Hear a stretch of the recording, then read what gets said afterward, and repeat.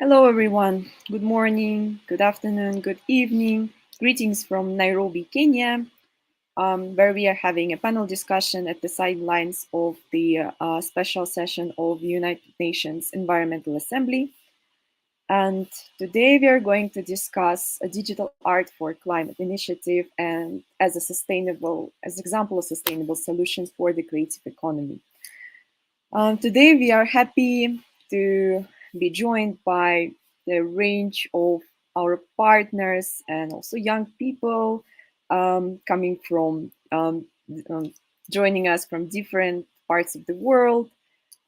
Today with us is Miroslav Polzer, who is the founder and CEO of GLOCHA, Global Champions, and the curator and coordinator of the Digital Art for Climate Initiative. There's also Irina Karagyaur, who is head of metaverse growth at Unique Network, one of the partners, essential partners of the initiative. Then we also have Lisa Russell, who is an Emmy Award winning filmmaker and the head and founder of Create 2030 initiative. Then from the side of UN Habitat, we have Douglas Reagan, who is the lead specialist, children and youth at UN Habitat. Then also we are joining um, the the conversation will be joined by representative of Matare Youth, one of the informal settlements of Nairobi. Who is here we see Isaac Mwasa waving at us now, who is the program coordinator at Matare Environmental Conservation Youth Group, one-stop youth center in Matare. Then we also have Gary Lumumba, who is our amazing artist from Matare Root and also curator of the programs, art-related programs in Matare Roots. Then we also have me. I'm going to moderate the session. I'm a program officer from UN Habitat, working with the youth team. And yes, let's get started. So just for those who haven't joined our first session, day before yesterday, we were talking about the Digital Art for Climate initiative as a multi-stakeholder partnership initiative, which uses blockchain technology to turn art into digital assets or non-fungible tokens, which can be collected and traded, unlocking the incredible potential for resource mobilization and climate empowerment. So, just maybe a couple of introductory words. I would really want to hear from you, Doug, just talking about the initiative and maybe also the place that international community and UN Habitat can play in it. Thank you. Thanks so much. And again, repeating what you said, we're so excited to and honored to be here with all these amazing people from around the world that are helping us use digital art as a way to fight climate change, engage the world. And I think more specifically in the context of what we're looking at here, working in the World Environmental Situation Room, is doing this in an equitable manner. So assuring that everybody, as the SDGs say, leave no one behind, and leave no space behind. So we're really looking forward to assuring that happens. And this has been an amazing journey that Miro started many years ago, as well as and then Irina came on and has been helping with the digital art side. Lisa and Mathari and coming on to both curate, produce, create some of the amazing digital art, which then culminated, of course, at COP26, where the Mathari One Stop Center and Graffiti Girls were able to were won a special award during that time.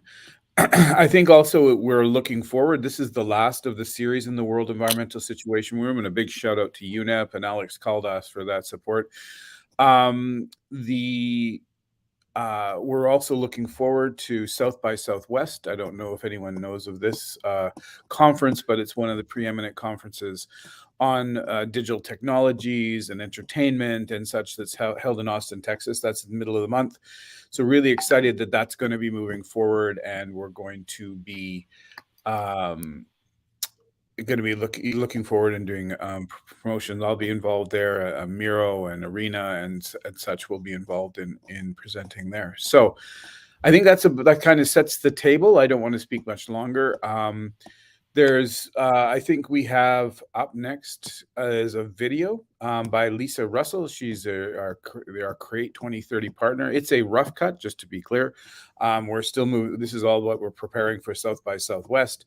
So we wanted to give everyone here kind of a sneak peek of what we're doing and what we're presenting and how it's going. So Olga, are you able to put the video up?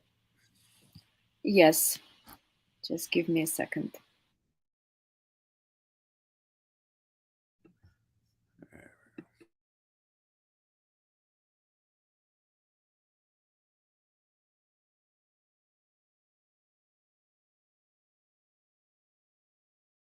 It's a very exciting day for us all in Glasgow. Artists from all over the world have contributed to the Digital Art for Climate initiative. We have created this competition to really bring the social energy from the creative community towards the UNFCCC process. Joining this competition was not only a chance to represent my country, but also to champion our call for climate action. Yeah.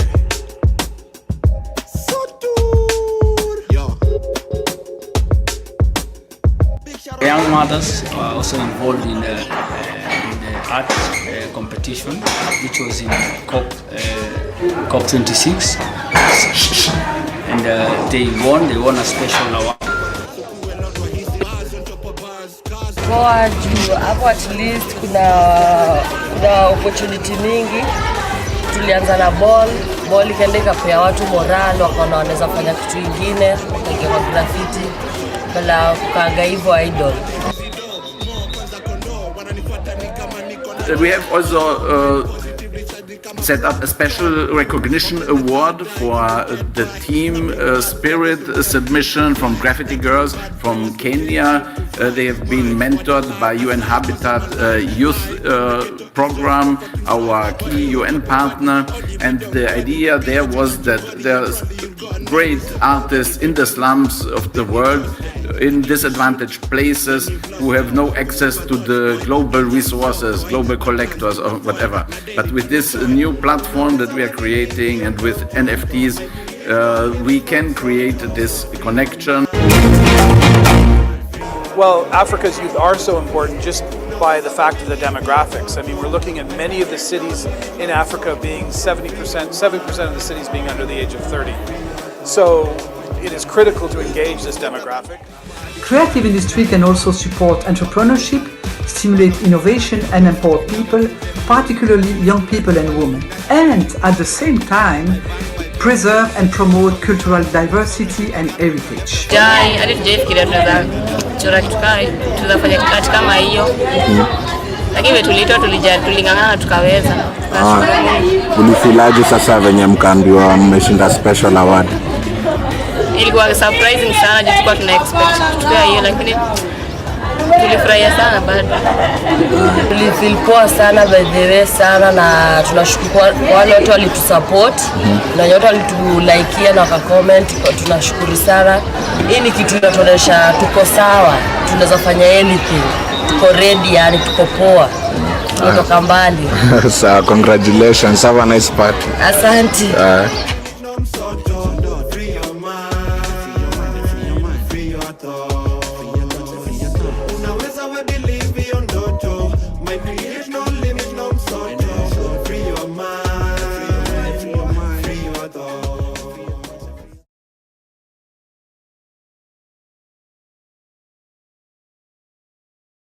Yes. Here is the initiative in a nutshell, and thank you very much, Lisa, for putting this together. So why don't you actually elaborate a little bit more on your work on sustainable solutions for the creative economy? I know that you're a biggest proponent of that. Please, could you tell us a little bit more on that? Sure. So thank you for having me, and greetings from Nairobi. So I have been working as a filmmaker, an actual, practicing creative professional, as a contracted vendor for the United Nations for the past almost 18 years. And during the course of my career, I've also engaged other artists, whether they're musicians or poets or dancers or whatnot, because I realized that the cross-pollination of different art forms actually amplifies sort of the cultural appreciation of the places that we're highlighting.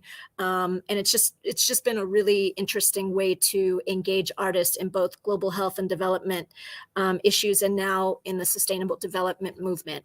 And what I want to say is that when people think about artists and the UN and NGO community, they often think of artists as sort of entertainers or advocates or ambassadors, that we can stand up and move people with our films, with our music, with our words. And that is, I think, part of what we bring value to. The other part is that we're incredible problem solvers and creative thinkers. And I think that the conversation that at least Create 2030 is trying to have is, how can we not just be these entertainers for sustainable development, but also practitioners? And what does that actually look like? So for me, for example, I work as a one-person crew. I use cameras, tripods, microphones, laptops. I generate an incredible amount of e-waste. Plus, because I work for the UN, I oftentimes jump on flights and I fly to different parts of the world to do my work. So my carbon footprint is actually quite heavy. But I don't have solutions to, purchase equipment from a more environmental friendly brand, for example. Some of the artists we work with use renewable energy. So instead of powering concerts with, electricity, they do it off the grid and use renewable energy. There are graffiti artists, for example, who use paint that is a smog eating type of paint that takes smog from the air and crumbles it into sort of biodegradable materials. So when we talk about sustainable solutions for the creative economy, there's just a whole bunch of areas that we can provide value for. And so what I appreciate about the Digital Art for Climate movement is that the NFT space is growing, and a lot of artists are extremely excited about it, including myself. But the reality is that the industry or the movement hasn't quite provided the tools for us to do it in the most sustainable manner possible. So everything is on Ethereum, which we know is really bad for the environment. And then with Digital Art for Climate and their partners, they're creating an alternative for us to be able to produce NFTs, produce NFT collections in a much more environmentally friendly manner. So I think that's all I want to say, just kind of give a big picture of what, sustainable solutions for creative economy can look like. Doug and I have talked about the idea of building like an NFT creator studio. And wouldn't it be cool if it was powered by renewable energy? Wouldn't it be cool if we used all the sort of equipment and resources and tools that are more environmentally friendly than we kind of default to? And that's been, something that we're talking about. We hope to work with the Mathari artists who are already doing great work. And yeah, I'm excited to see where this is headed and how many more artists can participate, not only in, again, producing content, but in helping the movement grow towards a more sustainable initiative. Thank you very much, Lisa. I think that's also one of the most important goals of the Digital Art for Climate initiative, is to give young artists, digital artists, the platform to reach out to as many people as possible with their idea of more sustainable art and solutions towards sustainability that digital artists can provide.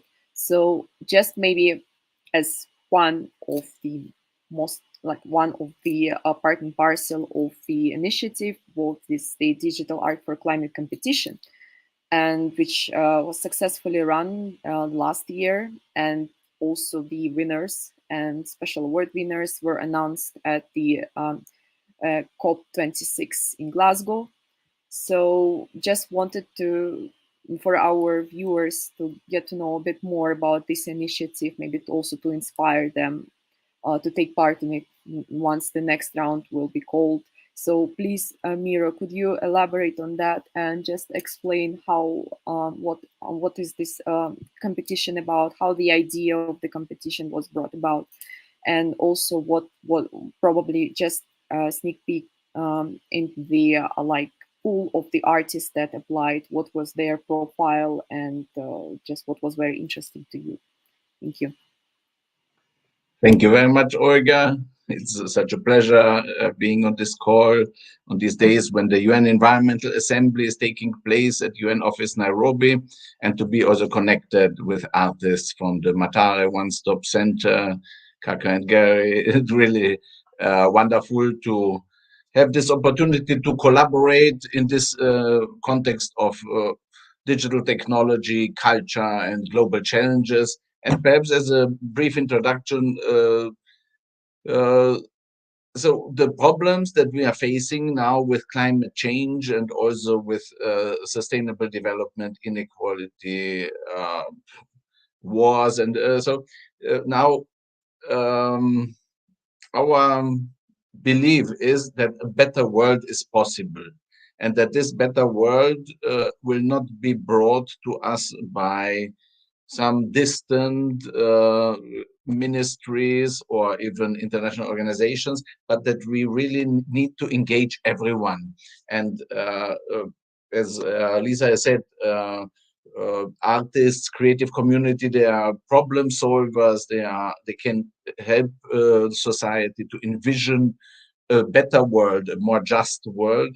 And for very often there's a disconnect between those who have these bright minds and creative minds and this global community, and people don't hear the message or the solutions or don't see this artwork. And with our initiative, Digital Art for Climate, with digital technology, we are creating a communication channel so that artists all over the world can contribute to the global stage their views and solutions. So that's one part of the why we have started our initiative. With, as Doug has said, we are working in this field of all of society engagement in sustainable development action and climate action since 2007, and one of our greatest flagship initiatives has been a music contest where we have asked young people to produce music video clips about their vision of a sustainable world already back in 2012. And it was, we've seen this resonates with people, and but it was not income generating, and so this was not really the best model, because if we ask artists to contribute and we don't give anything back, that's not the way it should be. And now we have this new technology, blockchain technology, NFTs, non-fungible tokens. We can create from such a artwork a digital asset which can be traded, unique ownership certificates can be created, and somehow this resonates with people. People with money, they are ready to give money for this kind of certificates. And for us, for me, it was very inspiring to see in March last year, the Open Earth Foundation has made a carbon drop, a sale of 7 NFTs, and they have raised $6.6 million for selling artwork, digital artwork, and turning it into these NFTs and using the money for climate action, accounting, tracking, and reporting solutions. And so I thought, if they can do 6.6 million with a US focused initiative, so the artists were almost all from the US, and they were using a polluting blockchain solution. Really, Ethereum is a big environmental problem, was a Bitcoin. It's using too much energy. But there are now better solutions, and Irina will talk about this more, which use 10,000 or 100,000 times less energy per transaction than the other systems. So as we thought, we can do this better, and we can create a really global platform and a marketplace where we will engage artists and provide income opportunities on the one hand for the artists, but also financial resources for young people who take climate action, and to take revenues and use them to build the infrastructure, the institutional, technological, and intellectual infrastructure, so that all people all around the world will be able to take meaningful and rewarding action. And we have invited UN Habitat with its huge network with young people in the cities and settlements to participate, so that we have really this inspiration and resource mobilization through art and digital technology. So regarding the competition, we've made a call to artists, and we have a wonderful partner also. It's Exquisite Workers. It's a network, I think 500 artists already, and Anna Dart is our creative director. She really helped to bring the message, our invitation to the artists all around the world. And we have received 208 submissions from 57 countries. And we have, in a curation process, we have then brought it down to a collection of finalists, of 30 finalists. That's our COP26 collection in the context of the UN Climate Conference, COP26 in Glasgow. And then there was a public voting, and the winners of the public voting, the overall winner, Bricks from Philippines, he has received from us 1,500 euros as award money, and three second award winners, and a special award, special recognition award for the Matare girls, graffiti girls.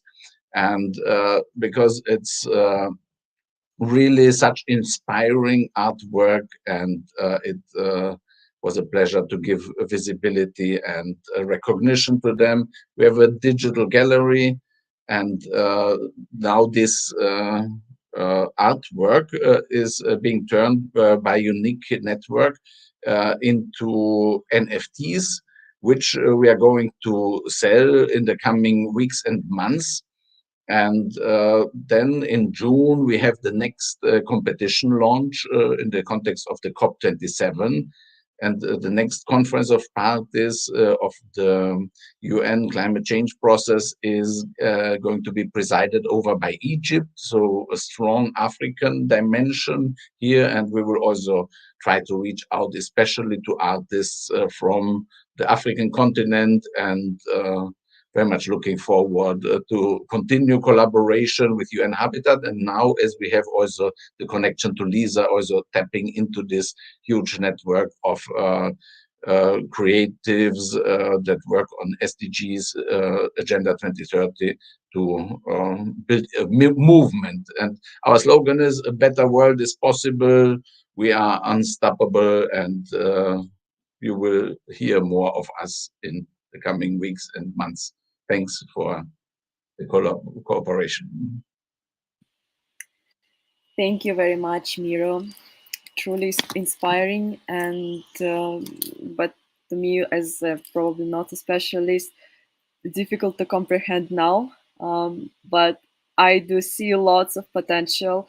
But maybe we just need to give a floor to Irina to explain us a little bit more how it all works. What is the how actually curators can benefit from, what is the value of the NFTs to creators, how they can benefit from it, how they can join the initiative, and also just a question from maybe just kind of elaborate on what has been already said. What are the next steps?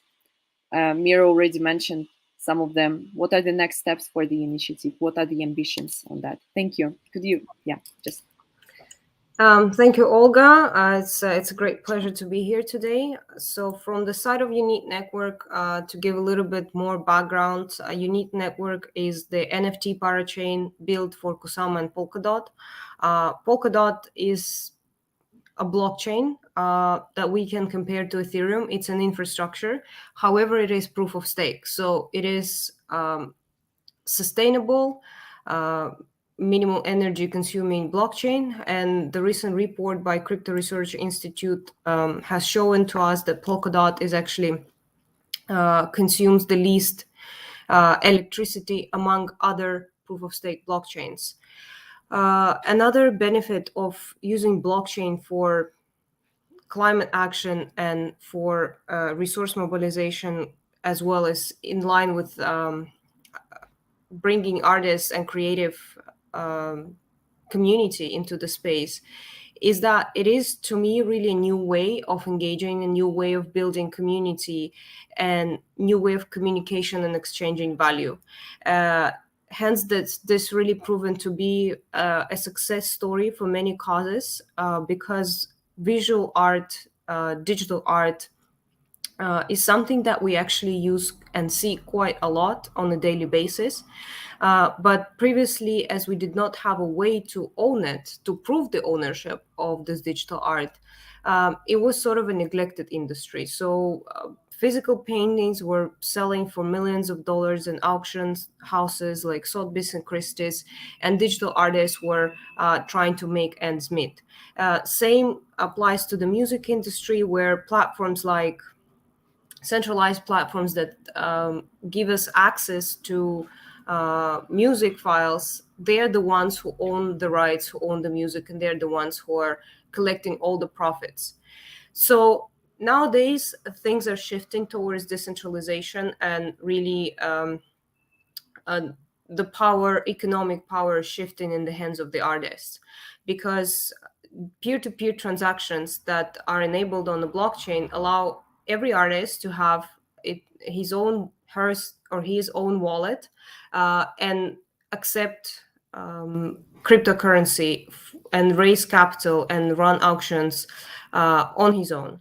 For example, what we have seen at the beginning of the rise of NFTs, we've seen lots of collectibles.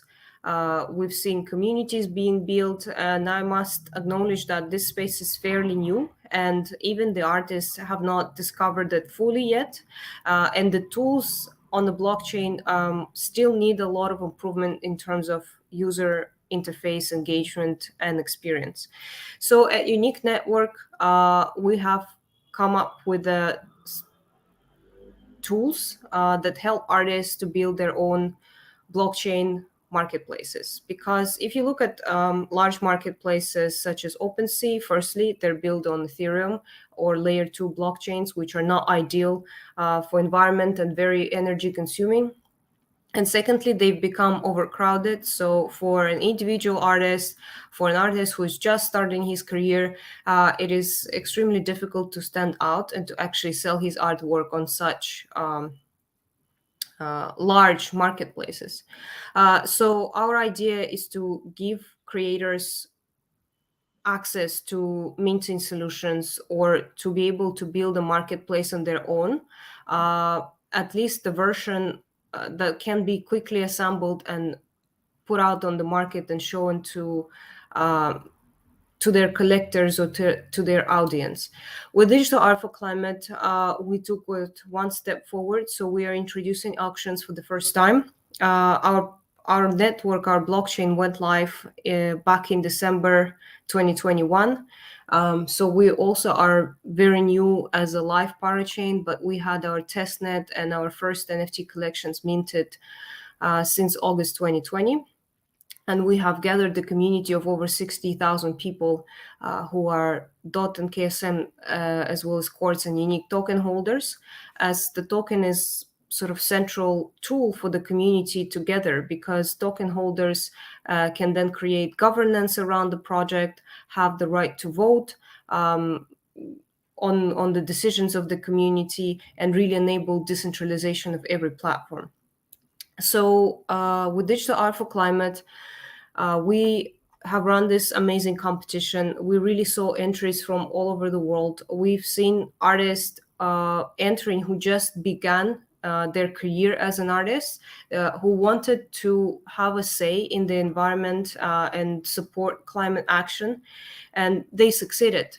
So for me, this was really an amazing proof how community can get together, how we can all work together for a cause and succeed, and show the world that is possible, that actually there is a lot of need to be able to associate it as an artist, as a creative person, to social good, and people want to contribute to global action, to sustainable development goal. And this is something that truly unites tech community, creative community, and communities on the ground, like UN Habitat, young people, especially because they are the ones who are very quickly learning about this technology and applying it in real life.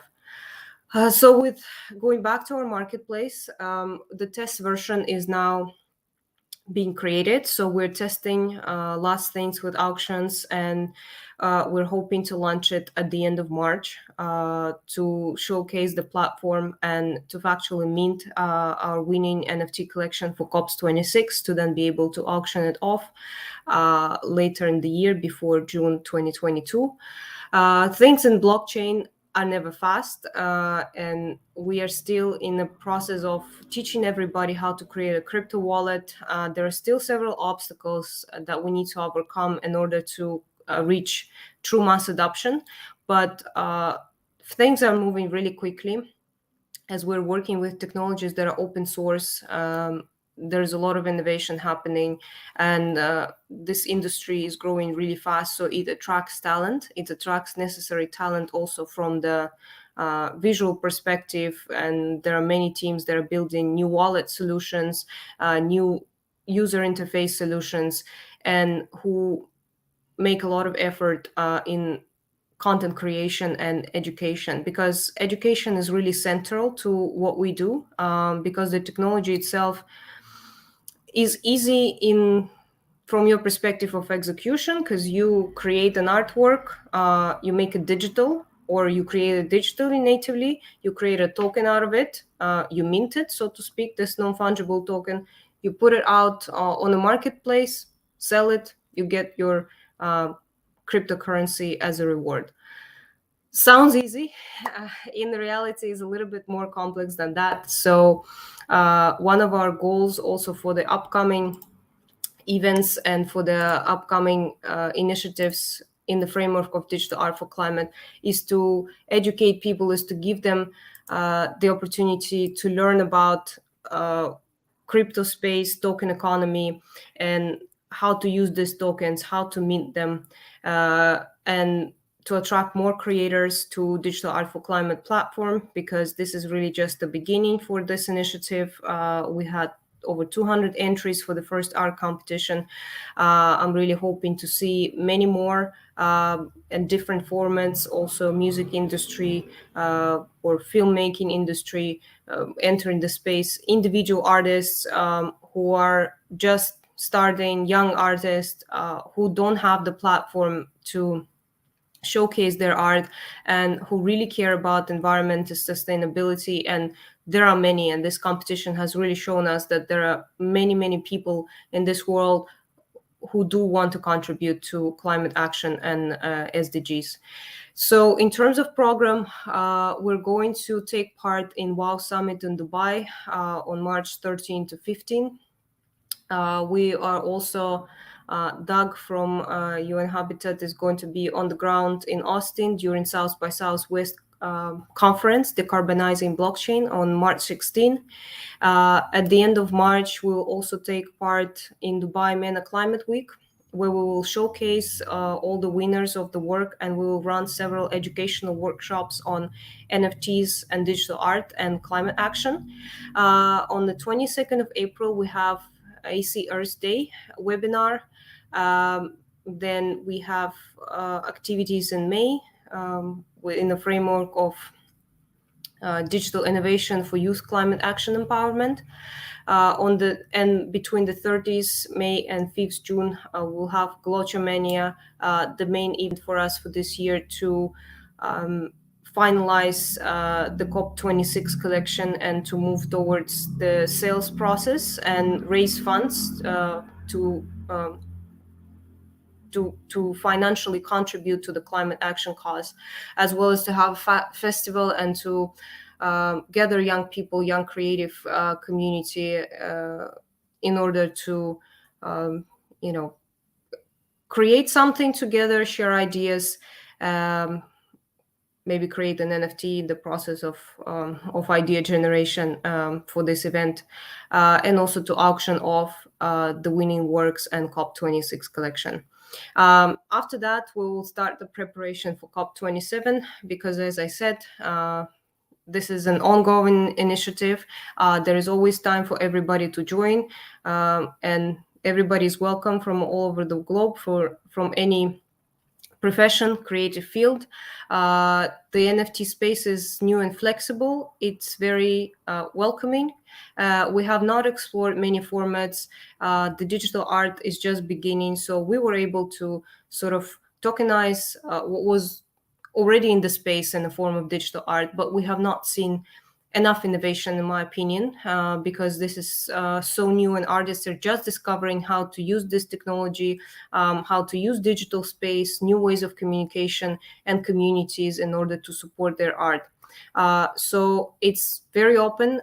You're welcome to reach out to Digital Art for Climate team, submit your proposals, and we will be looking at other collections that will go to Digital Art for Climate Marketplace to be either auction off or we will organize NFT drops. So it's a call, it's an open call for all creators out there to take action, to join Digital Art for Climate initiative and share your ideas. Thank you very much. Thank you. Thanks a lot, Irina, for this elaborate explanation of how it all works and how the artists can actually benefit from that. And I like this idea that although it's still emerging, the conversation is open for everyone to join in and speak from voice their own kind of opinion on that, and also maybe concerns. So speaking of also concerns, just as you were presenting, we got an initial reaction from Mariana, who's saying that digital arts are great. We can witness how they promote peace and justice during tough times. But first thing they need to think about is how to increase connectivity and technology access for young people. Like, to me, it's also the idea of joining the conversation. So maybe some of you could jump in and just reply to this reaction, or maybe even Doug could reply, because I know that we touched upon this topic at our first session.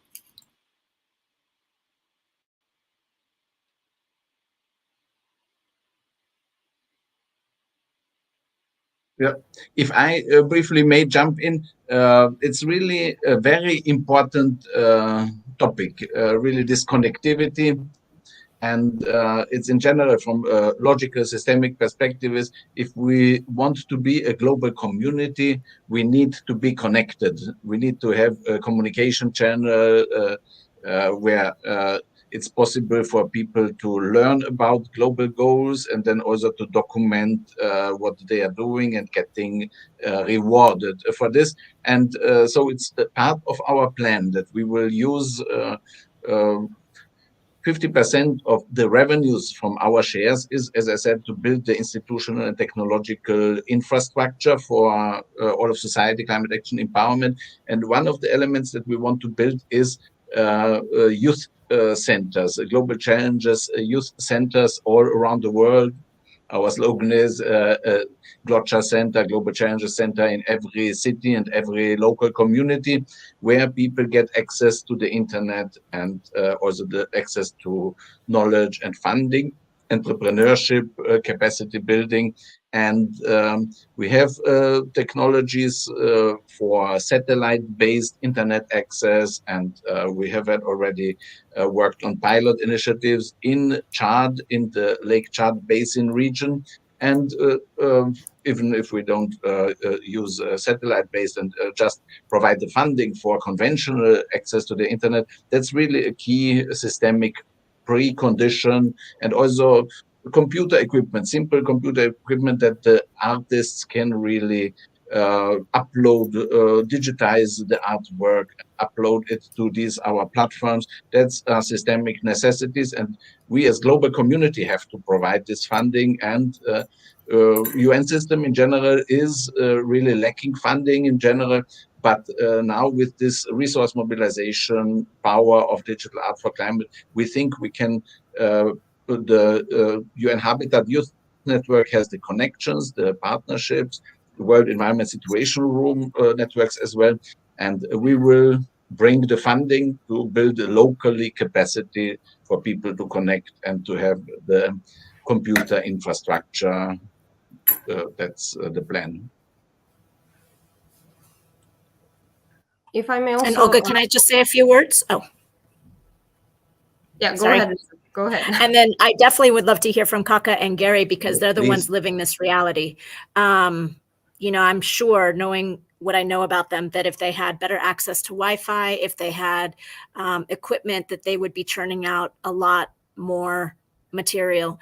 But what I would say as well is that, you know, I consider myself fairly you know, good with technology. I've done coding. I know how to use Unity. I know how to get on Discord. I know all this tech stuff.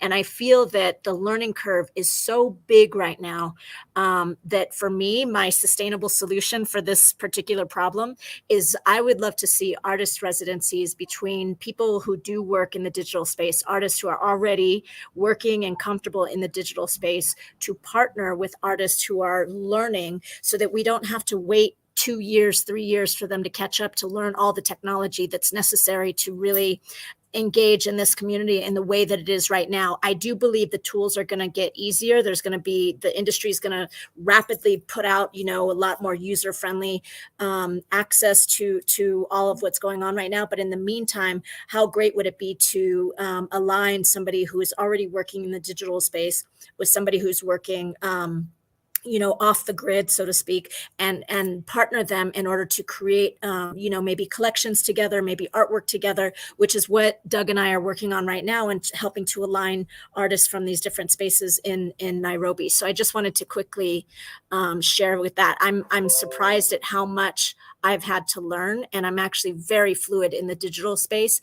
And to think of some of the artists I work with in Mombasa, for them to catch up to where I am now is just a huge learning curve. It's huge. So this is just an idea that I wanted to put out, that, you know, I'm launching my own NFT collection, and I would love to use some of the funding to fund these artist residencies, to fund these NFT creator studios, and to just elevate the artist by not, again, expecting them to play catch up, because it's a lot. It's just practically just a lot. So I just wanted to say that. And then I hope Gary and Kaka have, you know, can school us on the realities of this, because this is their, you know, their reality.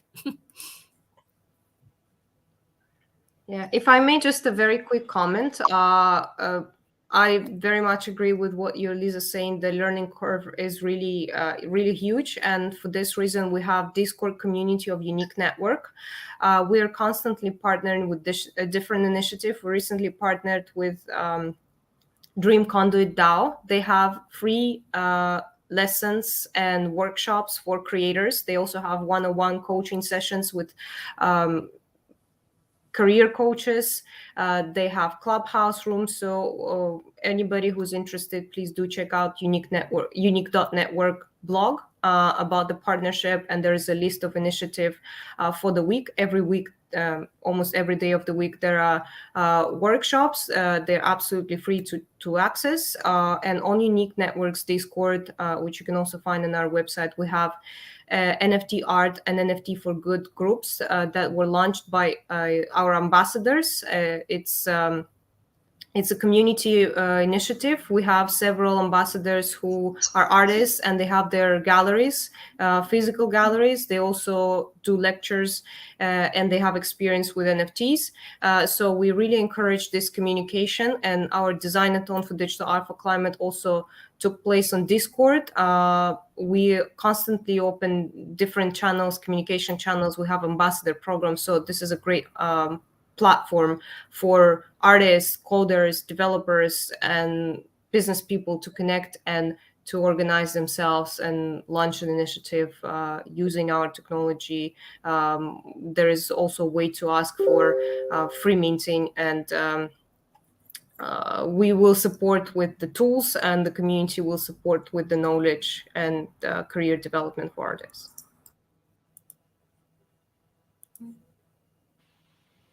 Okay, sounds really optimistic. I think that partnership is the key to tackle most of the sustainable development issues, in all of them, also including the internet connectivity. So just in case you're interested, the link on Unique Network blog is in the chat, so you can check it out.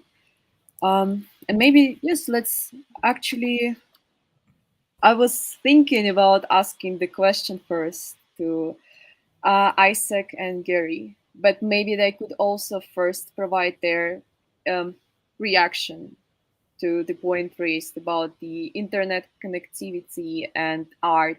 How is that connected? How is that related? Like, what would be the link, and what is the benefit for what would be the benefit for the community once the increased connectivity is achieved?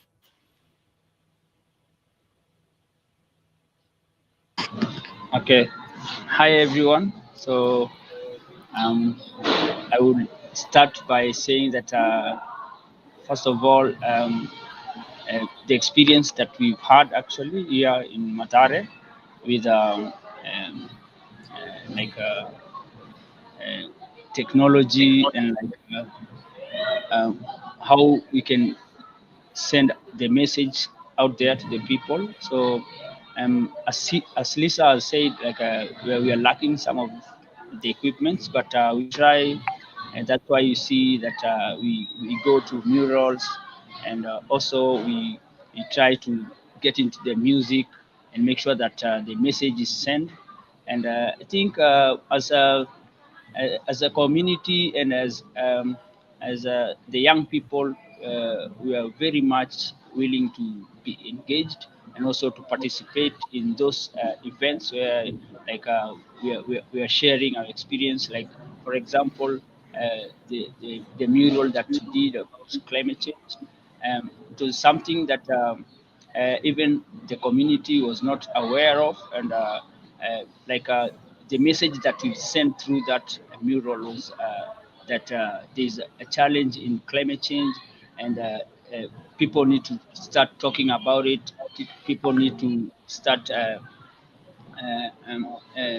engaging and also sharing their views on how they would like to see things happening and how they would like to see the change. So I believe also engaging the young people, especially the women, like we engaged the young mothers who did a very good job in the art, like during the workshop. And I think if they can be engaged more and more, the message can be sent very well out there to the people. Yeah.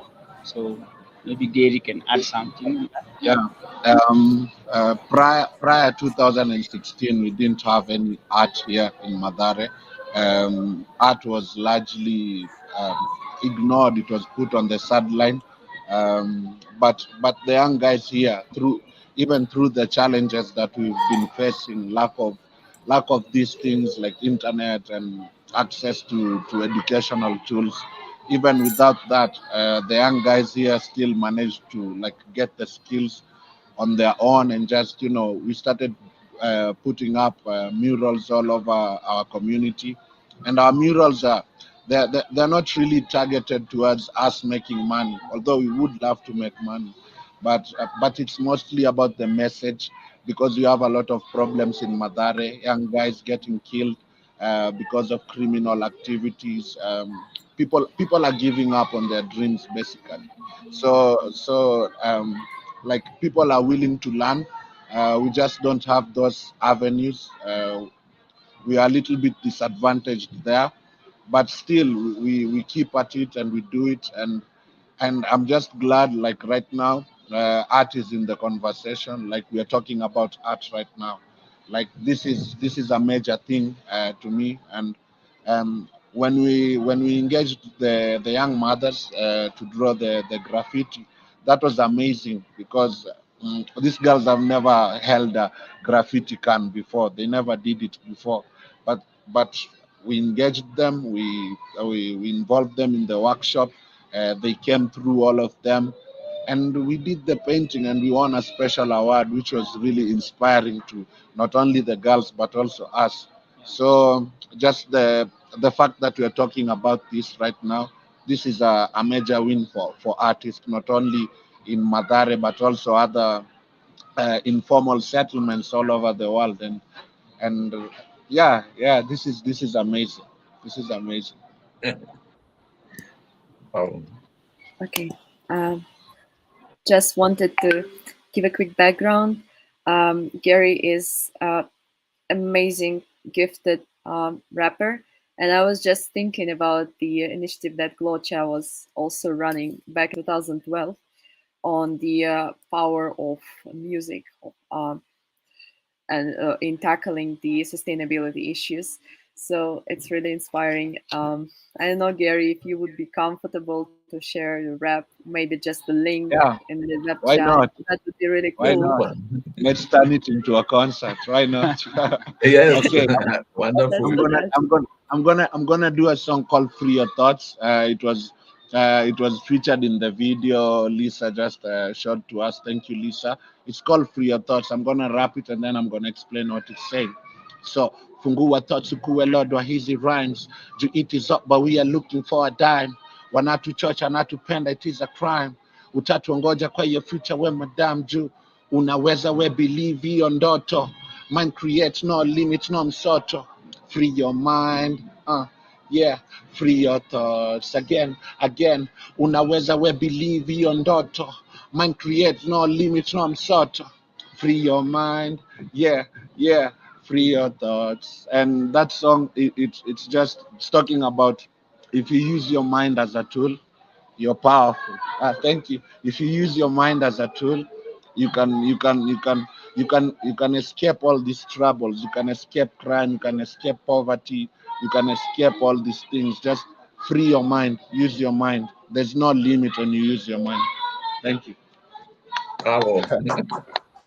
Bravo, amazing. I just now also realized that it was a great decision that I made to learn Swahili because some of the words I already started to catch and it is really powerful. Thank you very much. So just maybe on this note, Doug, would be really great to, unfortunately we are running out of time now and just wanted to still kind of have a conclusion from you, Doug, on the role of international community, international organizations, and including UN Habitat in promoting such meaningful partnerships that have great potential to actually help the disadvantaged communities and also reap the this potential that is with the talent which is prevalent in artist communities in the informal settlements. Let's say, what would be your just advice, initial thoughts on that? Well, I don't think I can top Gary's amazing rap, but just to say that I think that's kind of puts it all in perspective. I mean, I think it's all been said. I think that the access to the digital art, the access to the digital economy is all, I think it's all coming together. It's actually can be real, but we really have to be deliberate. We have to know that as Gary and as Isaac and the other young people I know who are in Mathare are saying, you know, there needs to be kind of a hand up, not a handout. We need to assure that we can give them some of the basics so that they can continue not to produce art, because I know Gary and many of them are the most prolific artists in the world, but actually to have a platform in which there are recognized. And of course, living in the world we are today, to be able to make a living out of it, I think is also critical, which I back to what Lisa was saying. I mean, what can we do? I mean, it was really excited to hear from Miro and Irina about the the different options and support that's out there. So Miro's talking about these creating spaces and centers. I mean, it doesn't take much to be able to, again, support young people to do this. And then there's also a lot, I mean, we work a lot with cities. I'm just finishing emails, linking everyone up again to this. For example, big shout out to Lanzarote in Canary Islands, who's looking to establish a World Environmental Situation Room, and that this could be a key component of that. We're also working with a city in Turkey called Balıkesir, who again can has some amazing technology and amazing ability to draw in young people. And then to Irina, and as well to the larger understanding of what the heck an NFT is, and Ethereum and Polkadot. I mean, I'm slowly picking up on it, but I think it's, you know, the technology, I think, if utilized and tamed, can really advance us. There's these conversations such as this. I mean, one of the pandemic has been a horrible thing, but on the other hand, it's allowed us, unlike any other time, to come together online. And so we can do that here as kind of what we do, a conference or business setting, but why not do it in an art setting? And that's where I think we can move. So again, big thanks to UNEP and the World Environmental Situation Room. Big thanks to GlowChub and Polkadot and all the work that's being done for the digital art for.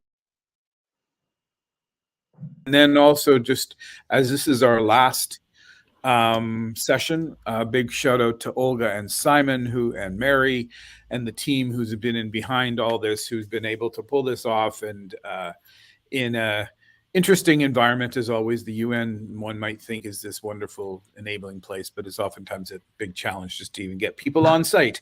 So I mean, but to be able to find it and figure it out, I mean, just a big shout out to you guys for being able to bring everyone together 3 days in a row, 3 hours plus of amazing, which is on YouTube. Last thing I want to say is South by Southwest, March 16th. We don't have the link yet, but once we do have the link, we definitely want people. South by Southwest is one of the preeminent gatherings of creatives globally. And thanks to Irina, I think we've been able to get a space there. It's got a really techie name called Decarbonizing the Blockchain, but really what it's about is exactly what we're talking. Yes, decarbonizing the blockchain. Thanks. Awesome. So we have the link now. Decarbonizing the blockchain is really what we're talking about here, but it's kind of at that more higher end. It's just about young people. It's about access. It's about artists, and it's going to be an amazing experience. So again, big thanks. Hope to see you all online very soon and face to face, as it seems to be happening more and more as we move along. Back to you, Olga. Thank you very much. I think it was an incredible session, and altogether we had 3 sessions in a row, kind of finalizing the message on the utilizing all the possible means for sustainable development and empowerment, including economic empowerment also of young people and communities, various communities all across the world. So thank you very, very much. It was just amazing to be, it was a great pleasure to be moderating this event, and I'm really hoping to see you all possibly in person and also continue the conversation. Thank you very much. Have a great day. Stay safe and stay focused. Goodbye.